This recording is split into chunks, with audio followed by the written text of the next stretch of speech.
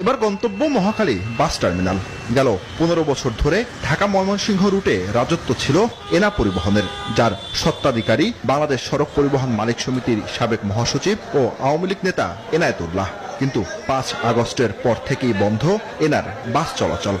এনার পরিবহন গাড়িটা পরিচালনা হয় আমাদের মালিক শ্রমিকের ব্যবস্থাপনায় না, উনি ওনার নিজস্ব কোম্পানি নিজস্ব ব্যবস্থাপনা গাড়িগুলো পরিচালনা করতো।